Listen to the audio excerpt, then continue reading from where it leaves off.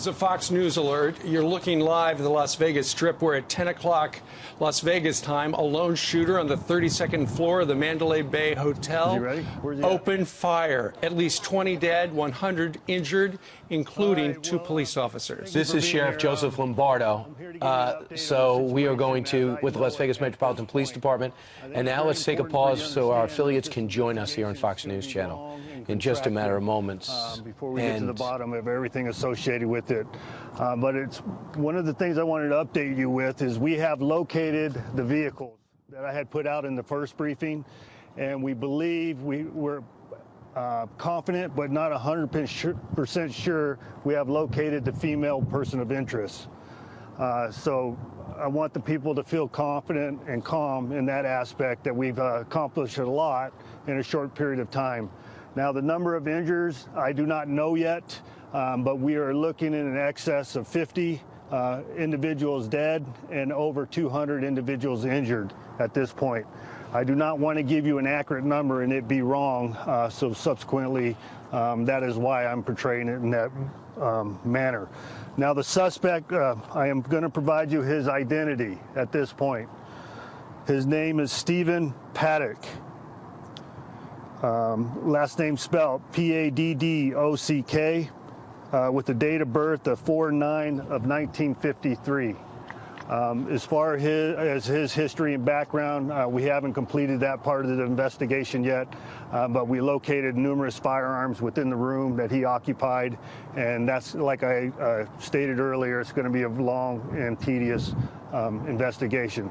Now, we're bringing in all the resources of the FBI to assist us in this investigation, in particular to their victim witness advocates and their CSI folks to help us process the scene and ensure that we're getting all the evidence that we can possibly obtain. Now, furthermore, I want to provide you the phone number that I said I would provide in the first briefing. That number for family and friends to get an update on loved ones is 1-866-535-5654. One more time, 1-866-535-5654. Obviously, this is a tragic incident and one that we've never experienced in this valley. So what we're going to try to do is the best we can to get our first responders back on their feet and responding and conducting a proper investigation and ensure that we have the safety of this community at heart. My condolences go out to the loved ones that lost their lives and their families, and we will do the best we can to make it as easy as possible for you to get information as we know it. I think it's important for you to see the FBI, County Fire, and Commissioner Sisolak behind me. It shows that we have full support of all the government entities to solve this situation as soon as possible. Do you have any sense of motive? No, not yet. How many law enforcement officers lost their lives? I don't know yet, because there's some officers from other jurisdictions that was attending the concert, so I don't have an accurate number of that yet. Have you gotten an update on your officers that have been injured? One was critical, but he's stable, and one of my officers was off duty attending the concert and lost his life. Can you give any more details about the firearms that were found in the room? No, I don't have any more details on the firearms. All we know is they were rifles, and that's all I know at this point. We're executing a search warrant on the room as we speak.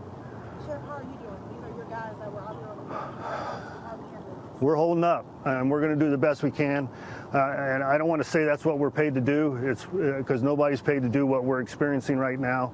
But in my preview of the police department, they're doing a fantastic job, and we're going to have to look out for their well-being moving forward. You said there were numerous other firearms found in Stephen Paddock's room. Was that in his home, or was that in the room? In the room of the hotel. We have officers at his residence. We'll be executing a search warrant there also shortly. How does the city recover from this? I mean, moving forward, That's a hard question to answer at this point. It's too early in the process, and please give us time so we can do a good job. Thank you, and I would provide you an update on a regular basis at approximately a 2-hour window at a time. As you can imagine, we don't get a lot of information all at once, so please bear with us when I provide you information. Excuse me. Several people on social media are asking where they can donate blood and if they can. Do you have any idea? The phone number that I provided, we will get that information out. But right now, I'm not comfortable providing that information because we're overwhelmed in the medical services at all the hospitals right now.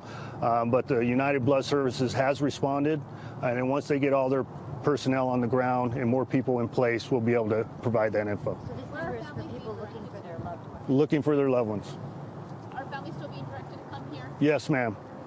There's 2 locations where they have been responding. One is at the South Central Area Command, which is in close proximity to the Mandalay Bay, and then also here. Preferably, we would like them to come to police headquarters on Martin Luther King, so they're not inundated with people responding in that area. And the families that you're seeing coming, what kind of emotions are they going through? All right, thank you very much. Have a good night.